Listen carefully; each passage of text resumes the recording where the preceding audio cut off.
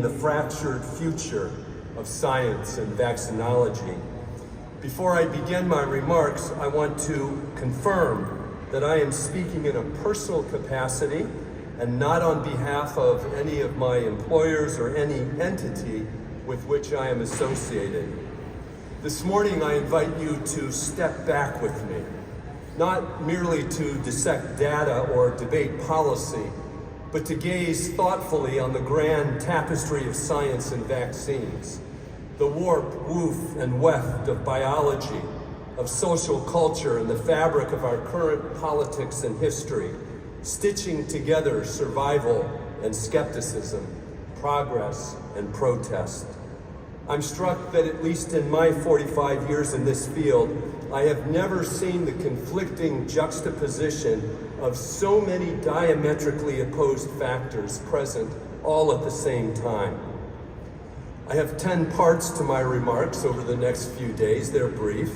Part one of my remarks today is entitled The Fork in the Road. As you know, there is a moment in every great and enduring story when the protagonist reaches a crossroads, a moment when the path forward divides into two and only two paths which do not overlap. The stakes are high and the weight of authority and fear presses down. We are at such a moment in vaccinology and dare not remain silent. History will divide us, you and me, into those who spoke out and those who by their silence gave tacit approval. And today I speak out as others have, knowing only that this path is one of moral responsibility and of truth. Vaccines have been the silent guardians of our individual and public health, preventing suffering on a scale too vast for really any of us to comprehend. Yet today we face the great unraveling, an anti-science regression back toward a world we thought we had left behind, where vaccine-preventable diseases remain and return, fueled by misinformation, mistrust, and denial. George Orwell was right when he observed that the very concept of objective truth is fading out of the world. Lies will pass into history.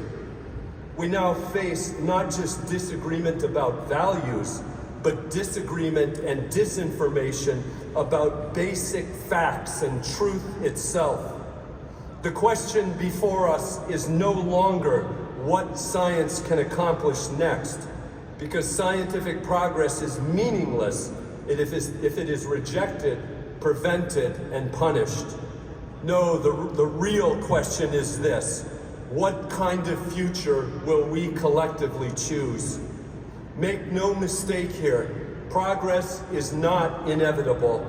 The mere existence of better vaccines, faster technology, and deeper immunologic insights does not guarantee that they will be accepted, authorized, funded, distributed equitably, or trusted by the public. We are at a fork in the road. One path leads to an era of vaccine innovation, rapid response to emerging threats, renewed trust in science, promotion and protection of the public health, and lives saved. The other path leads to stagnation, to division, the continued erosion of public trust in immunization, and inevitably, as we are seeing, to illness, disability, and death. The path we take will be determined not just in labs, but in digital spaces and communities, in the way we communicate science itself, in the way we vote, and what kind of society we want. We stand at a crossroads for the very soul of science itself. For centuries, we vaccinologists have been the torchbearers of human health and longevity, unraveling the mysteries of immunology and virology, preventing disease and building a better world through reason, curiosity, and the scientific method. But now, that torch flickers in the winds of doubt and misinformation. We cannot and we must not stand idly by. Though one of humanity's greatest triumphs Vaccines are under siege. Born from the rigor of the scientific method, vaccines have saved billions of lives. They eradicated smallpox, tamed polio, and shielded our children from measles, rubella, meningitis, tetanus, and more. Until now. Each syringe carries not just medicine, but the weight of decades of meticulous research, of peer-reviewed studies, and hard-won data. This is not just an attack on vaccines. It is an attack on the scientific method itself, on the disciplined pursuit of truth. When doubt is weaponized, when facts are dismissed as opinions, when no amount of data sways, when fear drowns out reason, we lose more than a debate. We lose lives, we lose trust, we lose the very foundation of progress. So I'm calling on each of you, every scientist, every researcher, every student in a lab coat or behind a microscope, to stand up and speak up, not just for vaccines, but for truth. To not spend the rest of your life lamenting that you were silent when courage was needed. John Gardner, the Yale psychologist, was right about many when he said we build our own prisons and serve as our own jail keepers. Speak out, not with anger, but with clarity, not with arrogance, but with compassion. Share your stories, the late nights sequencing proteins, the breakthroughs that made your heart race, the patients saved because of your work. Speak out and let the world see the human side of science, the passion that drives us and the hope that fuels us. We don't need to shout louder than the skeptics.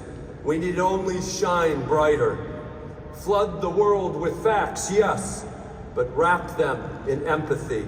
Acknowledge fears, but answer them with evidence. And wrap them in empathy. Acknowledge fears and answer with evidence. Build bridges where others burn them. Our voices, your voices, can cut through the cacophony of mis- and disinformation noise. A tweet, a heartfelt post, a conversation with a neighbor. It can ripple across communities and across nations. Let's make the case for science so compelling, so human, that it becomes unstoppable. Because this is the moment, not to retreat into fear in ivory towers, but to step into the public square, to remind the world that science isn't some cold machine. It's a beating heart, driven by people who care. We've seen what happens when fear trumps reason. Lives are lost, communities changed, children die, and others are disabled by preventable diseases. But we've also seen what happens when we collectively stand together, when we speak with one voice, when we refuse to let misinformation win. So, my colleagues, join the rising tide. Be the antidote to doubt. Stand up and speak up. Make today, this Congress, the moment when scientists reclaim the narrative, not for glory, but for good, for the children who deserve a future free from preventable diseases, for the parents who need to trust again, for a world that needs science now more than ever before. Together, and I stress together, we can turn the tide. Together, we can stand for truth. Stand up and speak up and show the world what science can do.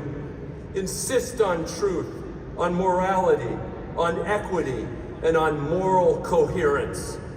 Your future, your children and grandchildren, and countless others are depending upon what we do now and how we respond. Colleagues, let us be counted on the right side of history. Thank you.